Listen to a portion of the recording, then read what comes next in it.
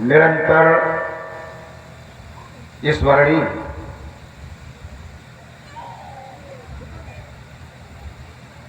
पार ब्रह्म स्वरूप श्री सतगुरुदेव भगवान संपूर्ण भूमंडल में विचरण करने वाले संत महापुरुष जन और यहाँ सत्संग प्रांगण में विराजमान नर नारी के रूप में प्रभु जी के परम प्यारे भक्त, ये हमारा दयाल मत का साप्ताहिक सत्संग है, जिसके चलते चलते आज तीसरा दिवस हो गया है।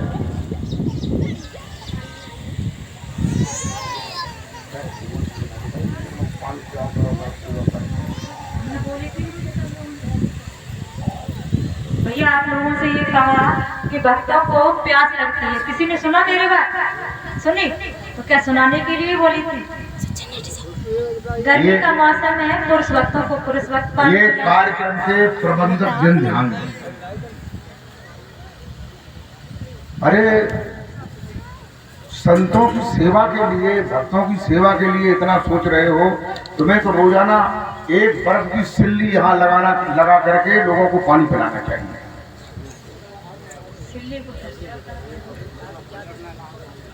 सब लोगों को पानी पिलाइए, ये कितना अच्छा काम है और आप लोग इस पर ध्यान नहीं देते।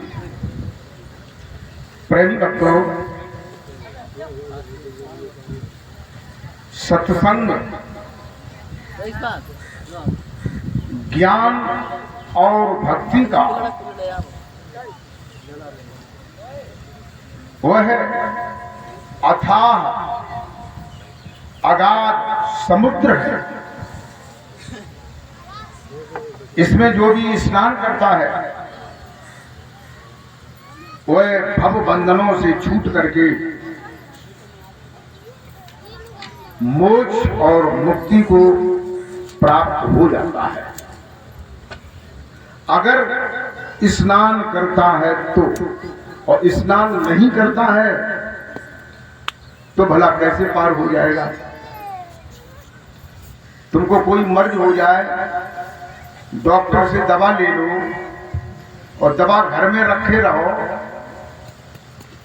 न खाओ उसे और ये कहो कि हम ठीक हो जाए, कैसे ठीक हो जाओगे? नहीं, दवा खानी पड़ेगी।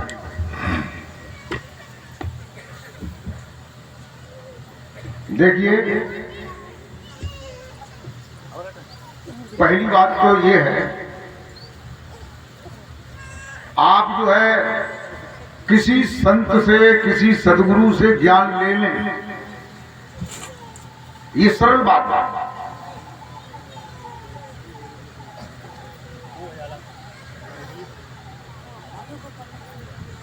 और साधन करने लगे, ये भी सरल बात है। लेकिन पहले तुम्हें ये सोचना है, सबसे पहले तुम्हें मानव बनना है। मानव, अगर आप मानव नहीं बनोगे तो तुम्हारा भजन, तुम्हारी भक्ति, ये कोई काम नहीं आएगा। क्यों काम नहीं आएगी? देखो, आप लोगों ने देखा होगा, जब कोई किसान आदमी खेत में सिंचाई करने के लिए पंपिंग सेट मशीन चलाता है जो पानी निकालती है, खेत थोड़ी दूर पर है, बीच में खाली भी जगह पड़ी है,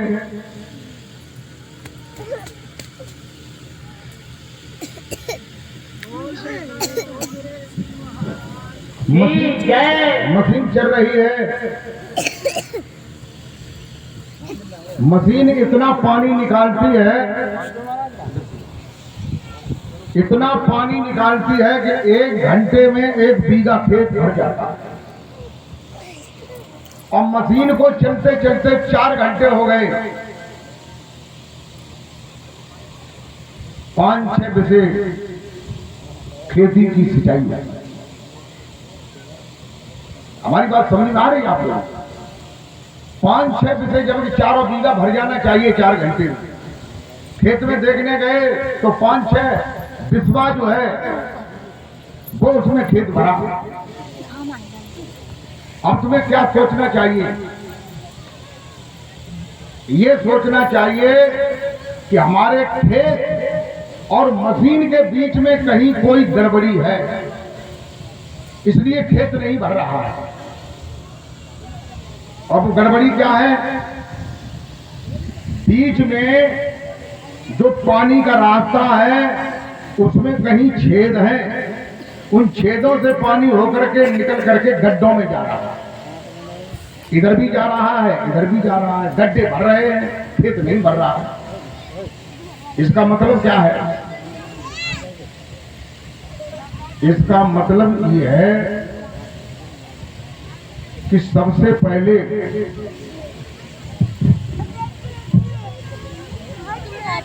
तुम्हें अपने आहार पर ध्यान देना है।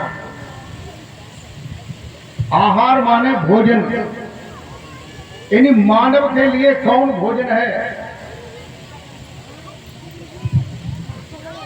शाकाहारी भोजन है, मांसाहारी नहीं है। मांस मत खाइए। मांस खाओगे तो मानव नहीं रहोगे, दानव बन जाओगे। और दानव जो है भजन नहीं कर पाएगा, दानव जो है साधन नहीं कर पाएगा। तो पहले मकान बनाने के लिए जब कोई आदमी मकान बनाता है तो उसकी नींव खोदता है, गहरी खोदता है। कई मंजिल बनाता है तो गहरी खोदता है, उसकी ठुकाई करता है, उसको मजबूती देता है, तब जो है मकान बनाना शुरू करता है। प्रेमी भक्तों, और हमें ऐसा पानी पीना है जिससे हमारी अच्छी वाणी बने। प्रेमी भक्तों,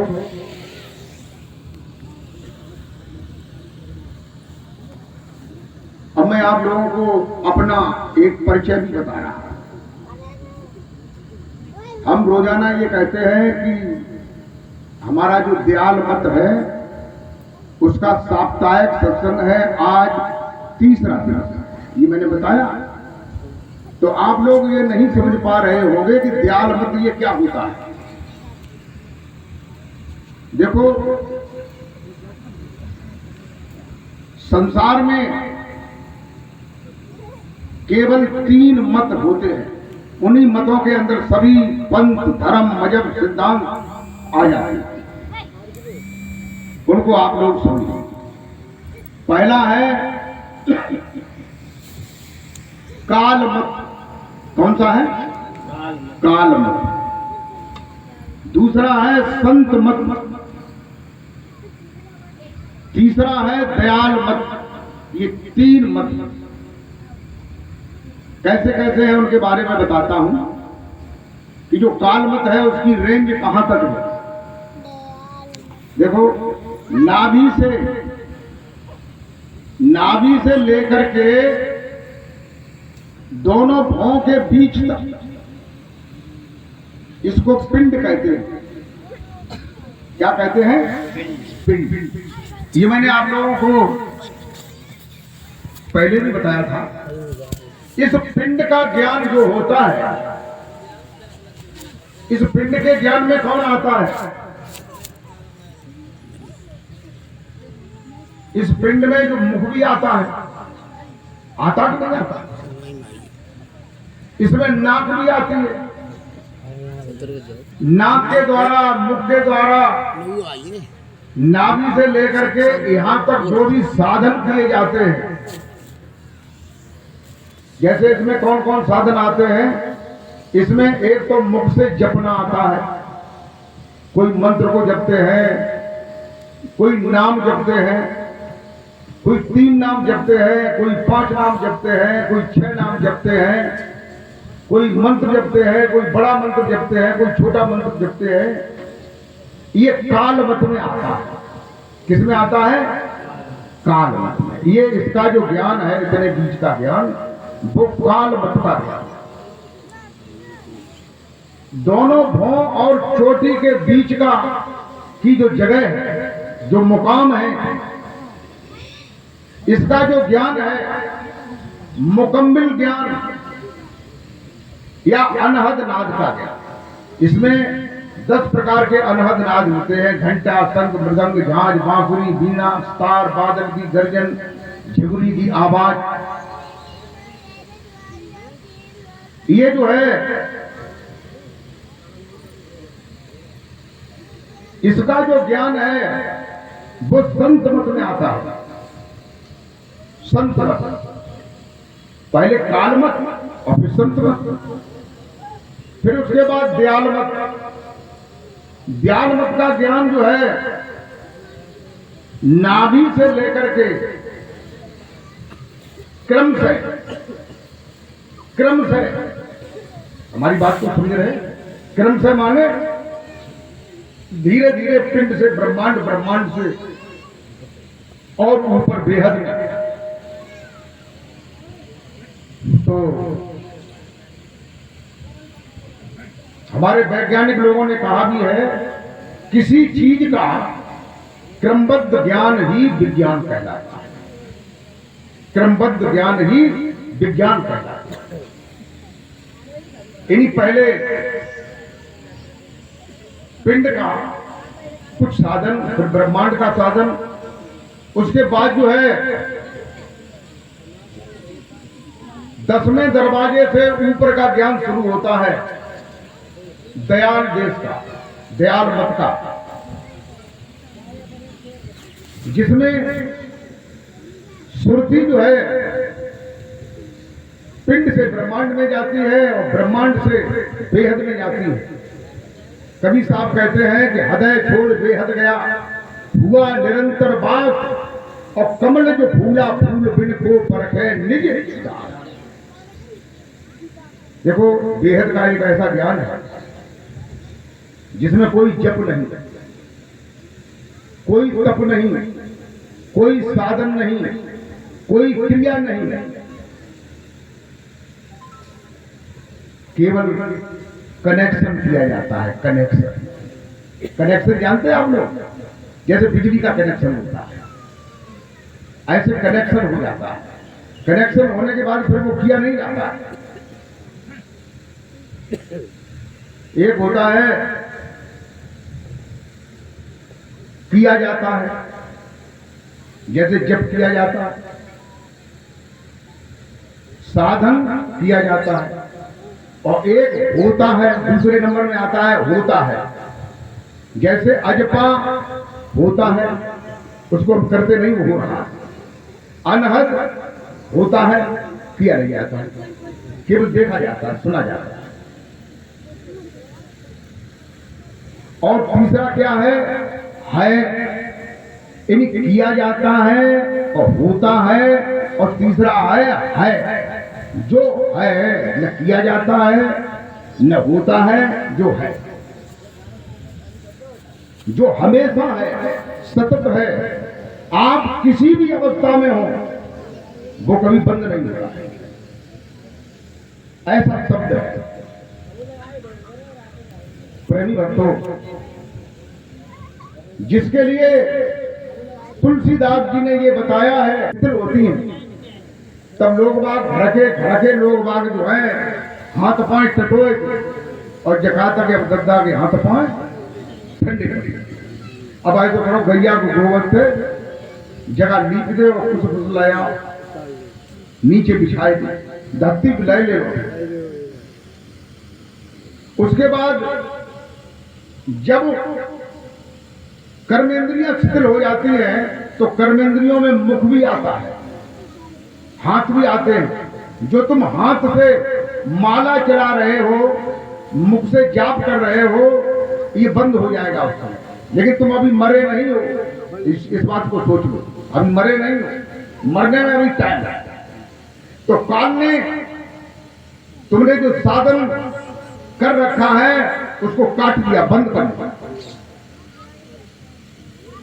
प्रेमी भक्तों, उसके बाद ज्ञानेंद्रियां शिथिल होती हैं। ज्ञानेंद्रियों में जो ज्ञान की इंद्रिय है, जैसे आंख देखती है, कान सुनते हैं, नाक सुनती है, जिह्वा रसास्वादन करती है, ये इंद्रियां जो है भ्रष्ट करता है काल। कैसा करता है? भ्रष्ट। तो आंखें जो है या खुली हैं तो खुली रह जाती है, बंद है तो बंद रह जाती है। आंखें खुली हैं तो लोग ऐसे करके देखा तो फूल भरे बुला, हमें लगा 10 चले गए, लेकिन अभी गए नहीं। जीव जो है ज्ञानेंद्रिय है, ये जो जाप कर रही थी ये भी बंद हो जाती है, त्रिशी हो जाती है। ये गरुड़ पुराण के 14वें अध्याय के 98वें सफा पर ये लिखा है कि ये जाप ये सब बंद हो जाती है। फिर क्या होता है? अभी जीव शरीर से नहीं निकला है। अब बताइए उसके पास कौन साधन है? कौन साधन रहा वो करेगा? कोई साधन है? कोई साधन नहीं। फिर जो है इंद्रियां जब शिथिल हो जाती है, फिर नंबर आ जाता है सांस। सांस फिर सांस कैसे चलते? देखो ये ज्ञान जो है कोई मीरा नहीं है, कुछ किताबों का नहीं है। ये ज्ञान तुम्हारे घर का ज्ञान है। तुम्हारे घर में कोई सदस्य कोई शरीर छोड़ता है तब ये इंद्रियां शिथिल पहले होती हैं, फिर उसके बाद जो है श्वास पर शिथिलता आती है।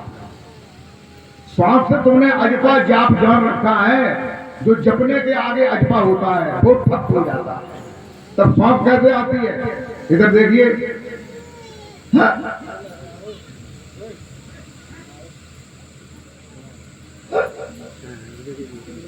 जो तुमने जाको श्वास को कोई साधन और कर रखो है तो वो भी बंद हो जाता है। बोलिए सदगुरुदेव भगवान की जय।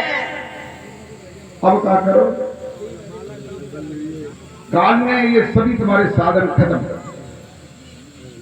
अब तुम्हारे गुरु का ज्ञान कहां गया? गुरु का ज्ञान खत्म। उसके बाद जो है जो सहज योग का साधन है, जो सहज शब्द है, जो दयाल मत का साधन है, जिसके लिए कहते हैं कि जाप मरे अजपा मरे और अनहद हु मर जाए, वहां पहुंचने में, सतलोक के जाने में, क्योंकि ये जीव सतलोक से आया है और सतलोक ही इसे जाना चाहिए। अगर ब्रह्मा के लोक में गया तो ब्रह्मा की अवधि खत्म होने के बाद जो है उसे फिर जन्म लेना पड़ेगा। विष्णु के यहां गया तो विष्णु की अवधि खत्म होने पर, क्योंकि ब्रह्मा विष्णु महेश की अवधि है, समय है, इतने समय तक इनको रहना है।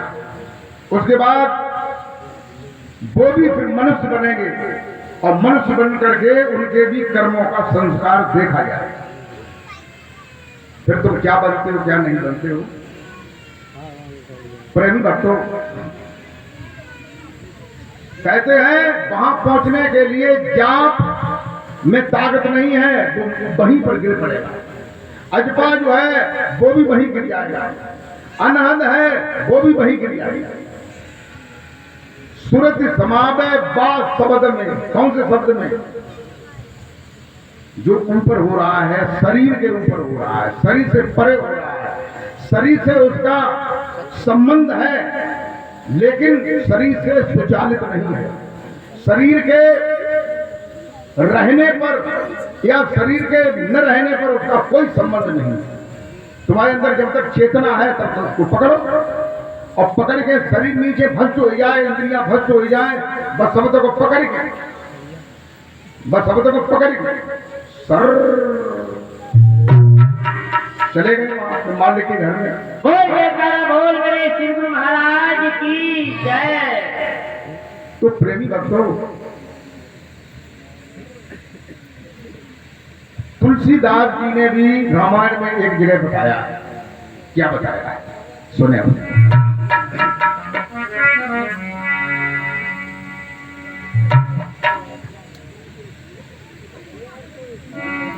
कि योग सरल साधन सरल और समुझन कठिन विवेक।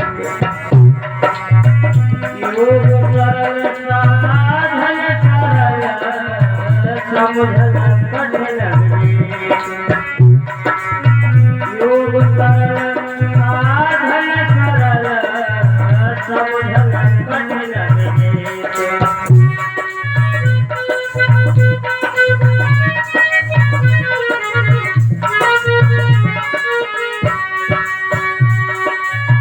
योग सरल साधन सरल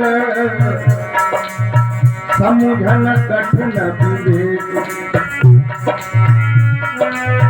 योग सरल साधन सरल समुझन कठिन विवेक।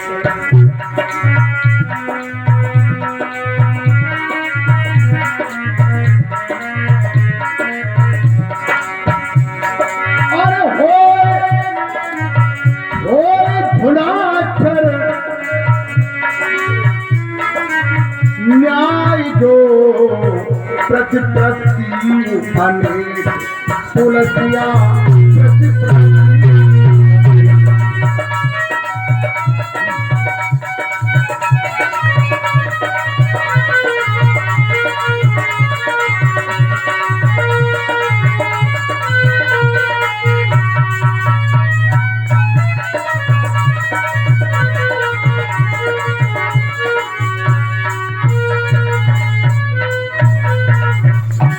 मेरे भगवत बंधुओं, तुलसीदास जी कहते हैं, तुलसीदास जी कहते हैं कि योग सरल, ये सरलता है। आप किसी भी गुरु से कोई योग ले ले, योग एक शब्द है। योग माने होता क्या है? योग माने होता है, योग माने जोड़, योग माने जोड़ होता है, यानी अपने साधन का जोड़ होता है। किस साधन से आप जुड़ रहे हैं। और ये योग कितने प्रकार का होता है? सबसे पहला योग होता है हठ योग। हठ योग के 6 खंड हैं: धोती, भक्ति, नोती, नौली, कुंजर, त्राटक। उसके बाद आता है राजयोग। राजयोग के बाद आता है लय योग। लय योग के बाद आता है तारक योग। तारक योग के बाद आता है शून्य योग। शून्य योग के बाद आता है सहज योग। इनमें से कोई भी आप योग ले लें, ये सरल बात है, क्योंकि जिस योग का गुरु होगा वो उस योग को दे देगा। उसके देने में कोई कठिनाई नहीं, तुम्हारे लेने में कोई कठिनाई नहीं। सरल है, साधन सरल, उसका साधन भी सरल है कि वो बताएंगे गुरु जी कैसे करोगे, करने लगोगे। लेकिन समुझन कठिन विवेक, उसको समझना, उसको समझना कठिन विवेक का काम। क्या समझना? हमारी बात आप लोग गौर से अगर सुनेंगे तो आधी घड़ी जो है से आधी का भी सत्संग बहुत बड़ी चीज है। कहते हैं एक घड़ी 24 मिनट, 24 मिनट, एक घड़ी, आधी घड़ी 12 मिनट, आधी में पुण्य आध 6 मिनट। तुलसी संगत साधु की हरे कोटि अपराध, करोड़ों अपराध खत्म हो जाते हैं और जीव जो है अपने लक्ष्य की ओर पहुंच जाता है। प्रेम भक्तों, समझना क्या है? ये समझना है कि हम अमेरिका जाना चाहते हैं। हमारी एक बात समझ, कोई आदमी अमेरिका जाना चाहता है और उसके पास न साइकिल है, न मोटरसाइकिल है, न कार है, न ट्रेन की सवारी है, न हवाई जहाज है, कोई सवारी नहीं। और वो पैदल ही उसने झोला अपना डाल लिया चल दिया। अब बताइए वो कितने समय में अमेरिका पहुंचेगा? विचार कर। हम जका तकाना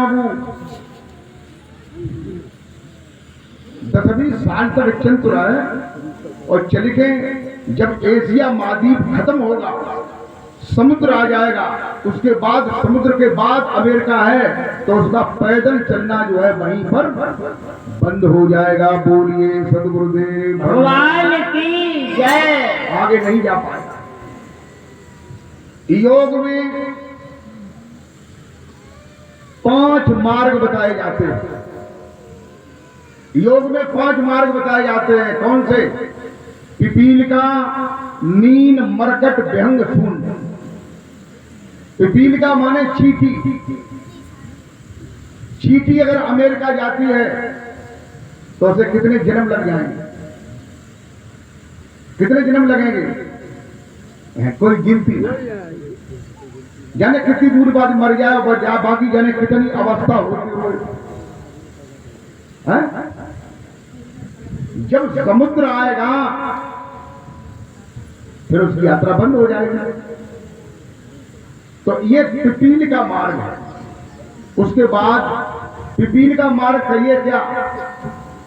जैसे लोग तीर्थों में जाते हैं या व्रत रहते हैं, ये भी भगवान के लिए तो लोग करते हैं, प्राप्त करने के लिए, लेकिन ये जानते नहीं है। अब वो सोचे कि हम व्रत रहते कितने टाइम में भगवान के पास पहुंचेंगे। व्रत कितना बड़ा साधन है, व्रत जो है कितना बड़ा उपाय है। और इसी में आता है जप करना। जप आप हम करने लगे और करते थक गए, या हमें कोई मुंह का रोग हो गया, मुंह में छाले हो गए, मुंह में फोड़ा हो गया, फिर तुम्हारा जब बंद हो जाएगा। तुमने खाना नहीं खाया, पानी नहीं पिया, तो 2-3 दिन तक करते रहो, 2-3 दिन के बाद फिर बंद हो जाएगा कि नहीं? तो ये पिपील का मार्ग है। चिटी अमेरिका नहीं पहुंच पाएगी, जाने कितने जन्म उसे लग जाए। दूसरा मार्ग है मीन मार्ग। मीन माने मछली। मछली जो है अमेरिका जाना चाहती है, तो मछली जो है हमेशा जिधर से पानी आता है उधर को ही धार को काटती ही जाती है। कितना टाइम उसे लगेगा? अरे धारा को काटी हो, संजाना 1 किलोमीटर पहुंच जाए, बहुत बड़ी बात, ये भी नहीं पहुंच पाएगी। दूसरा मार्ग है मरकट। मरकट माने बंदर। तो बंदर का मार्ग है, बंदर भागा, जो ही पेड़ मिलो भाई पेड़ पे चढ़ गओ, फिर चकुंदी से पकुंदी पूलो, बात से जा पे उलो, जा से बा पे उलो, सब पे उलो, तो नीचे गिरो, फिर भज गओ, फिर दूसरे पेड़ मिलो, बाप पे पट गओ। यानी लोग जो है संसार में गुरु भी बदलते रहते हैं। काउ पहले एक मंत्र वाले गुरु करे, बिन्ने ओम नमो भगवते वासुदेवाय बताया था, फिर बिन्ने कम सत्संग सुनो, या कोई और उनसे ज्यादा बढ़िया कोई मिल गयो, माने कहीं 5 नाय जपो, 5 नाय जपो ना तो कल्याण ना होता। हमारे गुरु जी 5 नाय देता है और 6ठो नाम और दे दे, तो फिर भी पाने लगते हैं। कोई और गुरु मिले, बिन्ने कही तुम 5 नाय के चक्कर हम परे हो, परमात्मा तो एक ही है, बाबू नाम एक ही है, वो कौन सो है? जित नाम सब लोगों ने बनाए गए, लेकिन जो एक नाम है जो तुम्हारे अंदर में कुदरती है, जो किसी भाषा का नहीं है, जो तुम्हारे अंदर में रमण करता है, उसको जानो तो उसको छोड़ करके उसमें लग जाएगा। लेकिन वो भी वहां नहीं पहुंच पाएगा। प्रेमी भक्तों, पिपील का मीन मरकट। चौथा आता है व्यंग। व्यंग माने पक्षी। तो पक्षी जो है जाता है सर्राटे पे, और चलते चलते चलते चलते जो थक जाता है तो पेड़ पे उतर पड़ता है। फिर थक गया तो फिर पेड़ पे उतर गया। अब वो आगे चल करके अमेरिका आने वाला हुआ, जहां कई लाख किलोमीटर का समुद्र है। पक्षी की सामर्थ्य है, कहते हैं जैसे उड़ जहाज को पक्षी फिर जहाज पे आवे, मेरो मन अनंत कहां सुख पावे। जैसे जहाज का पक्षी अगर उड़ेगा तो चलते चलते चलते चलते जब उसके पर थकेंगे तो वहां पेड़ तो है नहीं, न कोई टापू है, न कोई पहाड़ है, तो उसे उसी जहाज पर उड़ाना है। तो वो थक जाएगा, वहां तक नहीं पहुंच पाएगा। पांचवा, पिपील का मीन मरकट व्यंग। पांचवा शून्य। शून्य माने आकाश। अगर आकाश का मार्ग अगर मिल जाए, आप जो है एक दिन में दिल्ली पहुंच जाओ, और दिल्ली जो है पालम पर, दमदम पर किसी हवाई अड्डे पर पहुंच जाए, टिकट ले लें, हवाई में बैठ जाए, और ये जहाज कहां चलता है? शून्य में चलता है, आकाश में चलता है। उसे समुद्र से बीच में कोई समुद्र आ जाए तो उसे कोई उससे मतलब है? नहीं है, नहीं है, नहीं मतलब, वो नीचे रह जाएगा। तो कुछ घंटों में वो जहाज में अमेरिका पहुंचा। ये सर्वश्रेष्ठ मार्ग जो है शून्य मार्ग है, सहज योग का। ये सर्वश्रेष्ठ मार्ग है, थोड़े ही टाइम में वहां पहुंचा देता है। और फिर सदगुरु का मार्ग उससे भी ज्यादा श्रेष्ठ है। लाख कोस जो गुरु बसे, देवे सुरत पठाए, और सुरत शब्द असवार हुए, पल आवे पल जौने कौना कौने भाई तौने हंसा, लोग में पहुंच जाएगा। बोल जयकारा बोल मेरे सिंह महाराज की जय। तो प्रेमियों, भगवान के भक्तों, तुम कहीं पर बंद मत जाना। अगर तुम किसी से गुरु से बंध गए तो खड़े रह जाओ। कैसे कि एक बार 4 दोस्त थे, वे मथुरा में गए, घूमते घूमते वृंदावन में चले गए, और वृंदावन में घुट गई भांग एक जगह। तो फिर ने चारों जन ने एक गोला और ऊपर से शरबत पी लो भांग वालो, और नशा भाव भांग। भांग को नशा जो है शराब के नशे से, गांजा के नशे से, इनसे ज्यादा टाइम तक रहता है, उसकी अवधि 24 घंटे तक मिलती है, ऐसा लोग बताते हैं। उन्होंने भांग जो है पी ली, फिर नशे में आए, बोले कि ऐसा है, बोले कि कैसा है कि अब हमारी इच्छा तो जो है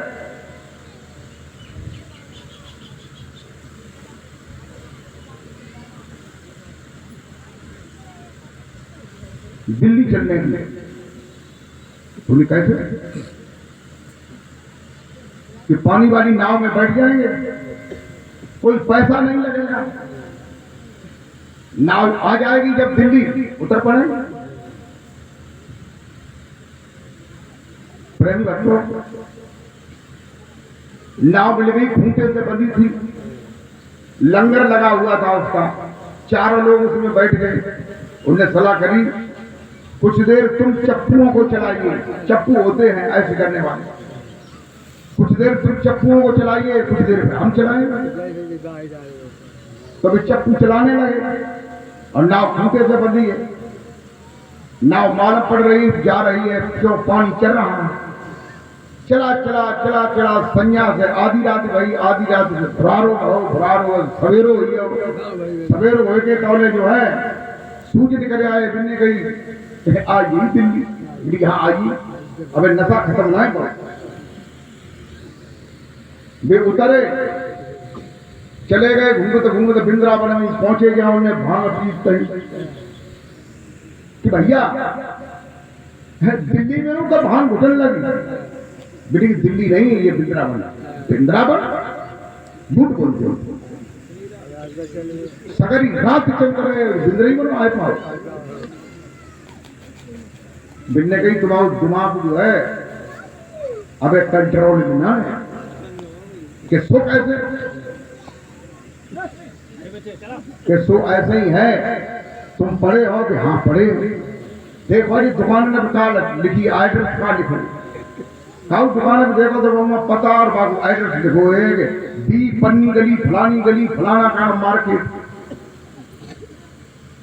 फिर उन्होंने जो है समझा कि वाकई में हम लोग वहीं आ गए, रात भर चलते रहे।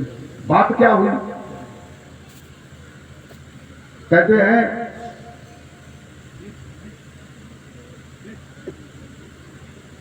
यत्न करणेन कार्यम न सिद्ध्यम तो का अत्र मम दोषा।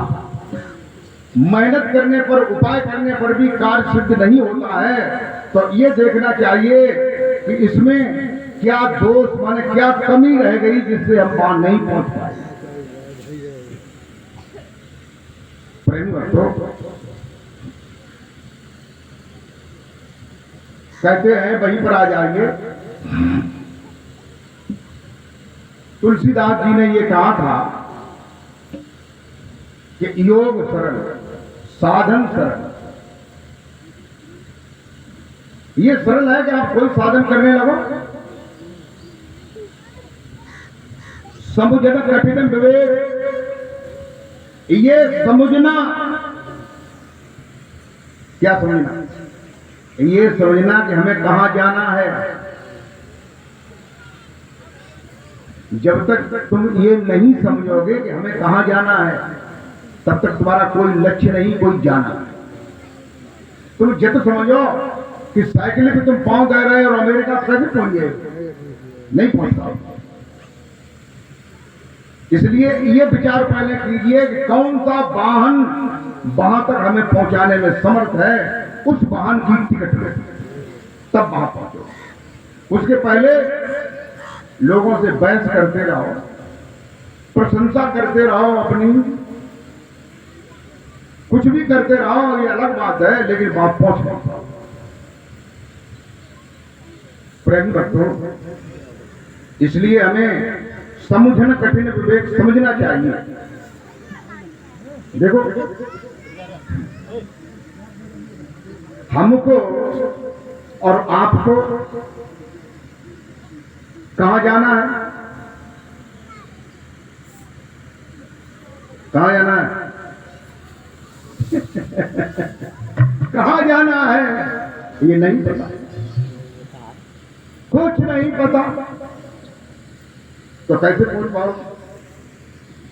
हमें ये जानना चाहिए, गुरु तब धारण करना चाहिए, पहले ये समझना चाहिए गुरु को धारण करने के पहले शिष्य को ये अधिकार है, वो ये छानबीन कर सकता है कि जिस गुरु को हम धारण कर रहे हैं उसका क्या साधन है, उस साधन करने से हम कहां तक पहुंच पाएंगे। बनता है कि नहीं बनता है, ये बनता है, कहां तक पहुंचे। और तुम्हें जय नहीं मालूम कि हमें कहां पहुंचने, तो ऐसे ही लगे रहो गधा की तरह, है? नहीं पहुंच पाओगे, कहीं नहीं पहुंच पाओगे। ये जीव जो है सतलोक से आया है, कहां से आया है, सतलोक से आया है, इसे सतलोक में ही जाना है। और सतलोक का जब तक वो शब्द नहीं मिलेगा, वो नाम नहीं मिलेगा, कौन सा शब्द है जो आकाशी शब्द है, जो शून्य में चलता है, वो नहीं मिलेगा, तब तक वहां नहीं पहुंच पाओगे। मैंने गुरु जी की कृपा से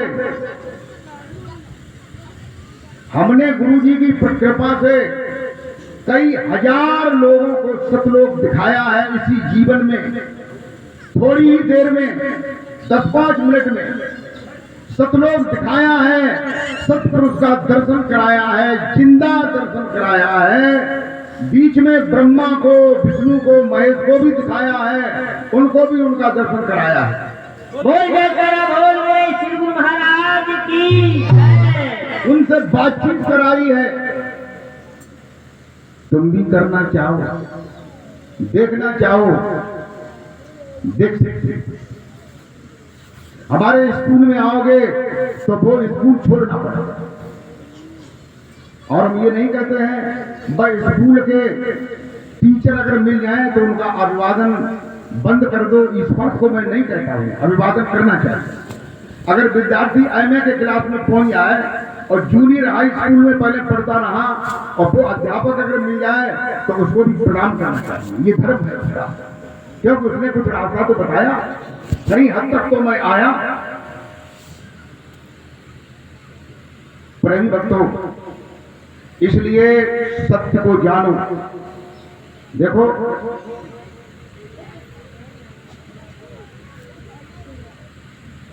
चार प्रकार के पशु बताए जाते हैं। पशु कौन कौन से बताए जाते हैं? पहला पशु बताया जाता है क्रिया पशु, दूसरा वेद पशु, तीसरा ज्ञान पशु, चौथा गुरु पशु। ये चार पशु बताए जाते हैं। पशु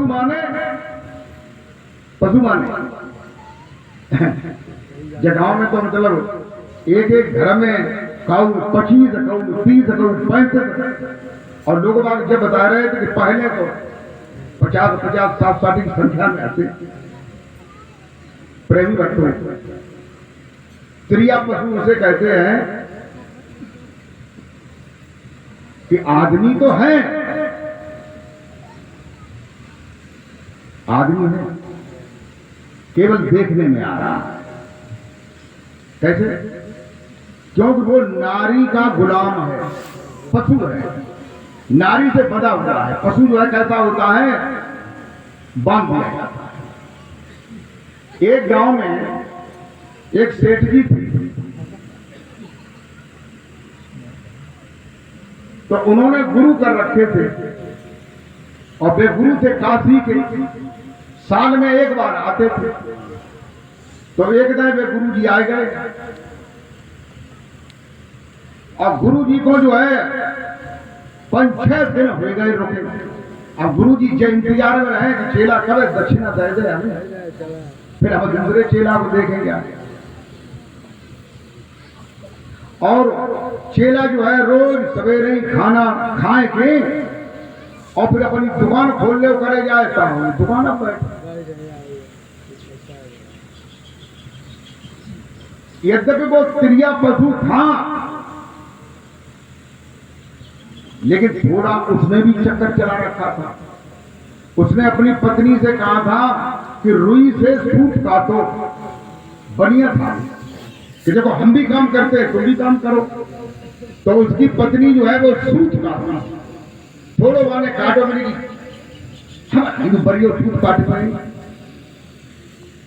औरतों का काम क्या होता है कि एक औरत दूसरे के घर गई और बैठी, बाने 4 बातें कही, बाने 6 बातें कही, बाने अपनी घर की कमी बताई, बाने अपने घर की कमी बताई कि हमारे भी आय से, हमारे भी आय से। औरत की मजावटी बनी गई, रोज वो बनी जाना जो है धुआंधार बात करे। अब हुए उन्हें 1 साल सूचना का तो नहीं करो। ये गुरुजी आइए 6 दिन हो गए। उनकी पत्नी ने पूछा गुरुजी से कि गुरुजी जगी कहो बेटा कि जे हमारे पति जो है वे तुम्हारे को हैं। अरे बेटा तुम्हें जानती ना, हम तुम्हारे यहाँ जो है करीब 25 साल से आए रहे। तो बोले कि जे जो है तुम्हारे पति जो है वे हमारे चेला है। जगी झूठ कहा, बोले कि झूठ कहा क्या? 25 साल से आए तुम हदम मिली और जगह भी झूठ कहा। सास है, हमने कही कि ये हमारे जो पति हैं वे तुम्हारे चेला ना है, हमारे चेला। भिन्ने की तुम्हारे कैसे चेला है, हमारे ऐसे चेला है, तुम्हें 6 दिन हुए, तुम्हें दक्षिणा मिली, हाँ कि सुन है मिली, अब हम कर लिए दक्षिणा, तुम्हें दिखाई दी कि अच्छा कि हाँ कि ठीक है, अब दुकान बंद हो गए, टाइम आओ। तो उनकी पत्नी ने एक खपरा में एक कंडा धरो और वहां में मट्टी को तेल डालो और कुछ करुओ तेल डालो, कुछ भैया को घी डालो।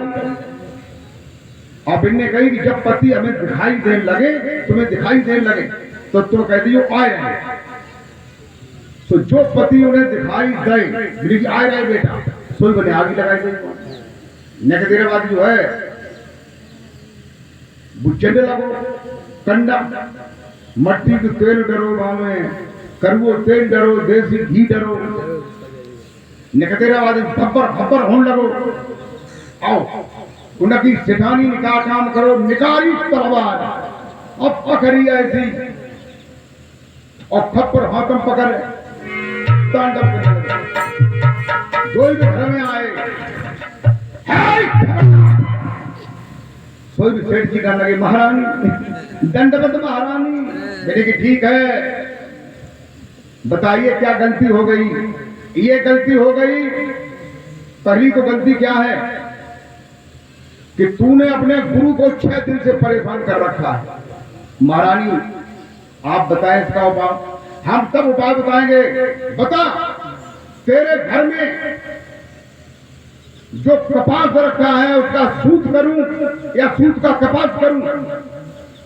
क्योंकि महारानी तुम्हें सुविधा हो कि मैं सूत का कपास कर रही हूं, मैंने कि कर दिया और सूत कटोई ना तो जब ने अपना टाइम निकाल लो, पड़ोसनी घर जाके बैठी इंसान और जगह ये गुरुजी तुम्हारे आए हैं, एक मलमल का लट्ठा, 3-4 जो है धोती, 3-4 कुर्ते के कपड़े और 11 सोने की मोहरें दे करके इनको विदा करो। जगह कल कर देंगे कि बिल्कुल ठीक। जगह महारानी अब चली जाओ, ठीक है, खप्पर फेंक दो, तलवार फेंक गई, वही बैठी नहीं करने लगी।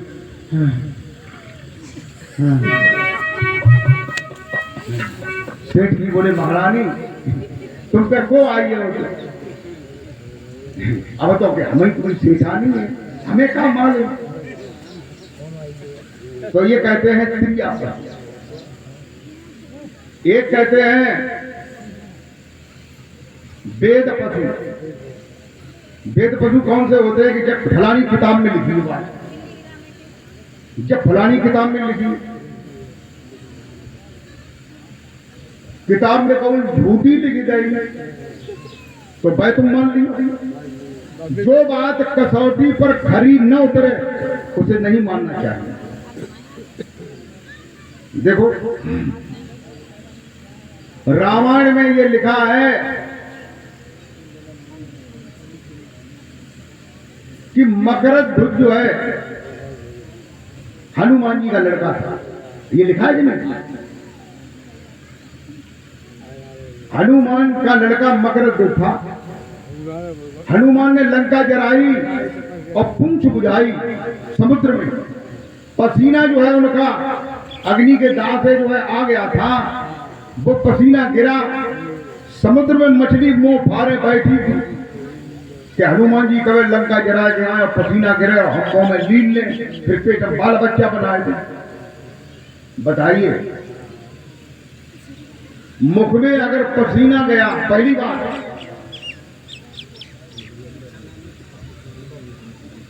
जब हनुमान जी ने पूंछ से लंका जलाई और समुद्र में बुझाई, उसके 13वें 14वें दिन अहरावण राम लक्ष्मण को चुरा ले गया। सुनिए रामायण। जबकि हनुमान जी वो लक्ष्मण जी 14 वर्ष तक सोए नहीं थे। ये बात मालूम आपको। सुलोचना को ये मालूम था कि मेरे पति को वो ही मारेगा जो 12 वर्ष तक सोया नहीं होगा। तो लक्ष्मण जी 12 वर्ष तक सोए नहीं थे, बल्कि 14 वर्ष तक नहीं सोए। उनके पास ऐसा साधन था। तो लक्ष्मण जी जग रहे थे। जब राम लक्ष्मण धनुष तोड़ने के लिए जनकपुर में पहुंचे, जनक जी ने कहा कि देश देश के राजा अगर हम किसे कहें बलशाली है, और हमको तो ये विश्वास हुआ पृथ्वी वीरों से हम करते नहीं प्रतिज्ञा है, तो ऐसी हंसी नहीं होती, और सीता को कुंवारी रहना था पर ये बेबसी नहीं होती। तब लक्ष्मण जी ने कहा बतलाओ तो पृथ्वी को उठाकर गेंद के समान इसको समुद्र में फेंक दूं, बताओ ब्रह्मांड में फेंक दूं, बताओ क्या करूं। भगवान राम ने इशारा किया, बस लक्ष्मण बस, जिसके पास इतना बल जो पृथ्वी को गेंद के समान उठा करके फेंक सकता है, उसी लक्ष्मण को ऐरावत कैसे चुरा के ले गया, जबकि वो 14 वर्ष तक सोया नहीं। कोई जगह के जो मान ले सोई है ताकि चला चुराई नहीं हो। और वो भगवान राम थे, त्रिकालदर्शी थे, तीनों कालों का जिनको दिखाई देता था। चलो बहुत खैर कोई बात नहीं, भगवान की लीला जगह तो लीला आती, और लीला आपने देखो है यूं लीला है ना, तो वे लीला कहूं तो मेड़प चंद देख मेड़प ना सीधे खेत नम्मा बम्मा में सड़क में मेरे तो कांड हुए हुए, मोटरसाइकिल आ रही, लीला को टक्कर लगी बेटे। प्रेम भक्तों, इस बात को मैं क्यों कह रहा हूं, इसलिए कह रहा हूं कि मछली का प्रजनन 17 दिन में होता है। 17 दिन में मछली अंडे देती है। एक व्हेल नाम की मछली होती है जो 21 दिन में बच्चे देती है। और यहाँ कितना समय हुआ, 13-14 दिन का समय हुआ। उसमें मछली जो है हनुमान जी के पसीने को कहां से निकला, उसने मुंह से। बताओ मुंह से बच्चादानी को कोई संबंध है कोई संबंध है ही ना, फिर लड़का कैसे बनी हो। और फिर जो है पेट में, जबकि पुरुष का प्रजनन 9 महीने में और लगभग 9 दिन तक हो जाता है। अगर आदमी जन्म लेता है, और फिर आदमी मछली के कैसे जन्म लेगा, और फिर वहां जन्म भाव, और जन्म हो गए एक तो बड़ो होगा कि नौकरी लग गई, बंदूक डाले वहां ड्यूटी मिलो हनुमान जी को, मिलो कि ना। तो ये क्या है, ये वेद पशुता की बात कि किताब में लिखा है, तुमने जांच नहीं की, विचार नहीं किया, ऐसे ही मान लिया। तीसरा ज्ञान पशु होता है, किसी तरह का ज्ञान किसी ने बताया, बिना परीक्षण के उसने मान लिया, तो वो ज्ञान पशु है। ये गीता में लिखा हुआ है, ये भागवत में लिखा है। क्या लिखा है,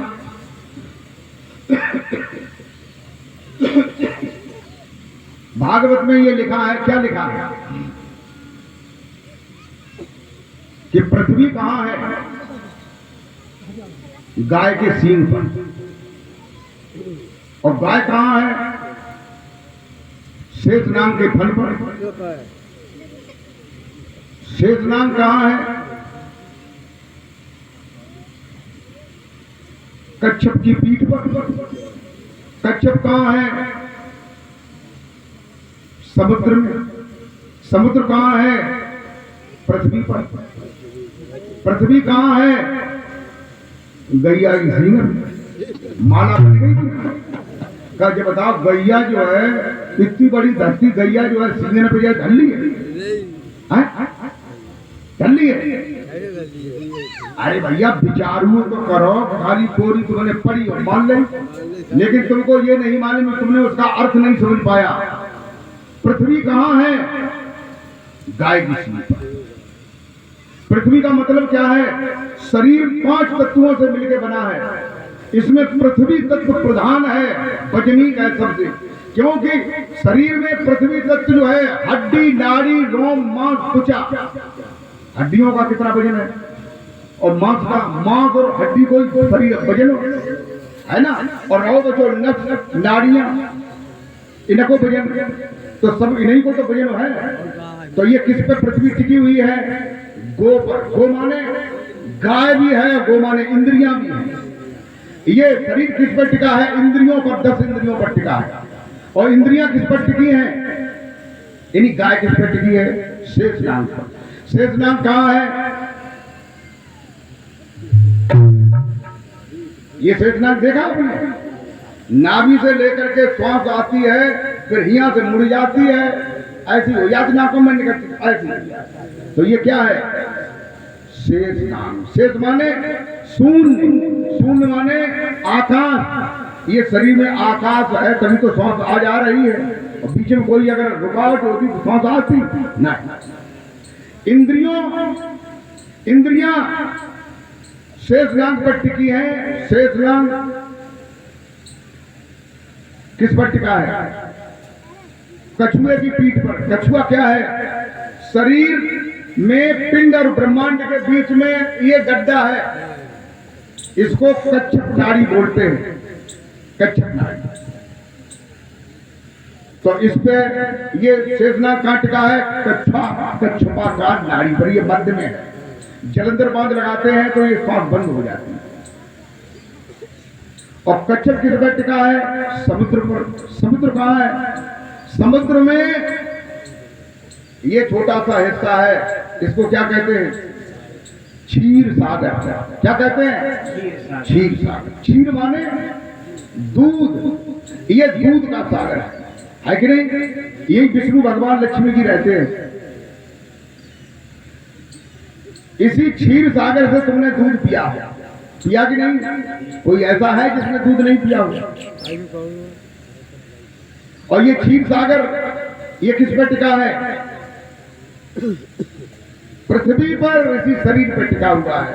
बोलिए गोविंद भगवान की जय। तो जब तक आप अपनी समझ से सही अर्थ नहीं लगाओगे, तब तक तुम्हारी भूल खत्म नहीं होगी और तुम अज्ञान की दशा में ही बने रहोगे।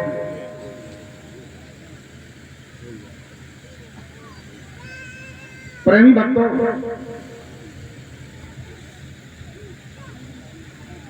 क्रिया पशु मैंने बता दिया, वेद पशु बता दिया, ज्ञान पशु बता दिया, गुरु पशु बताने को। गुरु पशु उसे कहते हैं कि काउ गुरु ने मंत्र बताए दो। अब तुम बाइक पे अटके, पूरी जिंदगी निकल गई, तुमने कछु अनुभव नहीं कर पाओ। देखो रामायण में लिखा है, क्या लिखा है?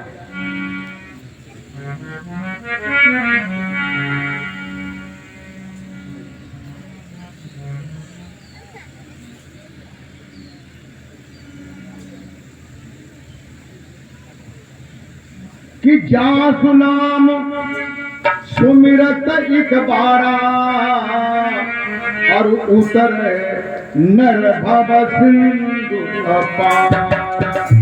जासु नाम सुमिरत एक बारा, उतर नर भव सिंधु अपार।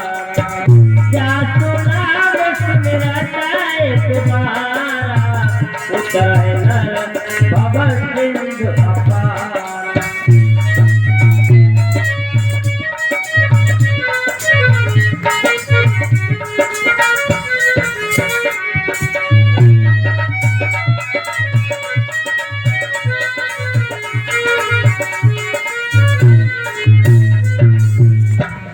अरे नाम लेत भव सिंधु सुखाई,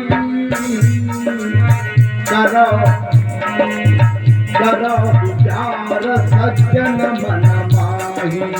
नाम लेत भव सिंधु सुखाई, करो विचार सज्जन मन माही। नाम लेत भव सिंधु सुखाई, करो विचार सज्जन मन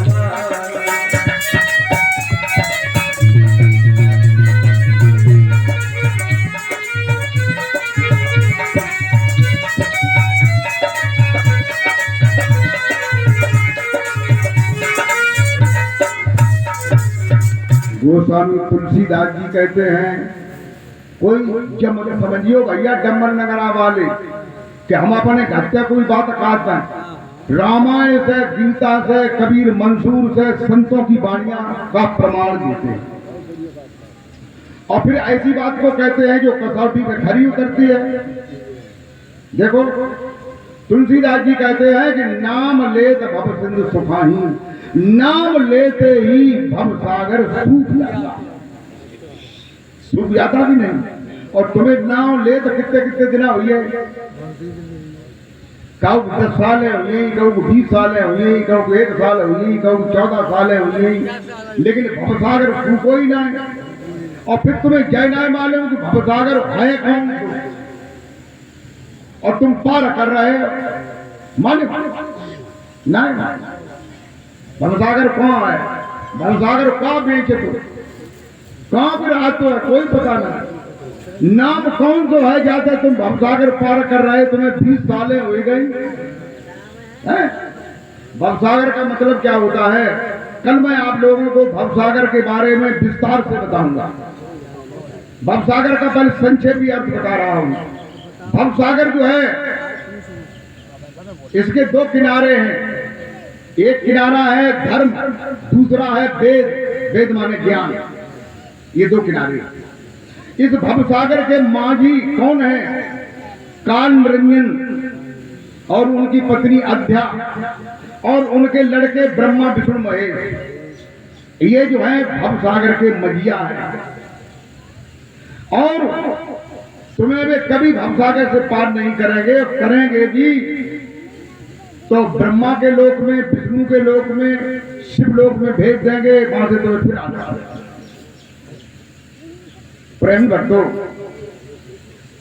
हम रेल अब बैठे, टिकट लाई, बंबई से आए रहे, अब कई दिन हो गए, तुमने जय विचार ना करो कि रेल बंबई पहुंची कि ना पहुंची, बीच में कौन कौन स्टेशन मिले।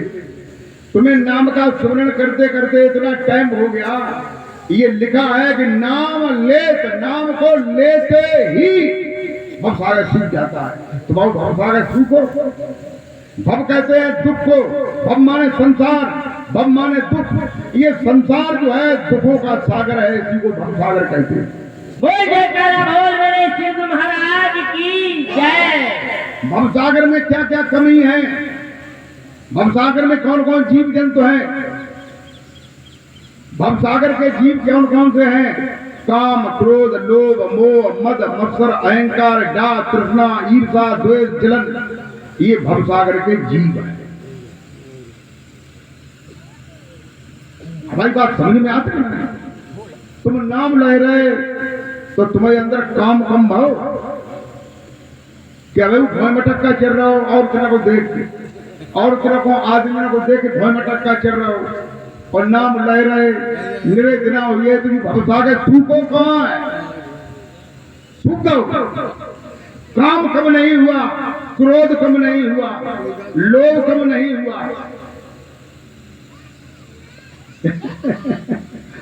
मरे ज्यादा परेशान है। आज सवेरे तो केले ही खाए मिले और फल ना मिल पाए, कहा करें।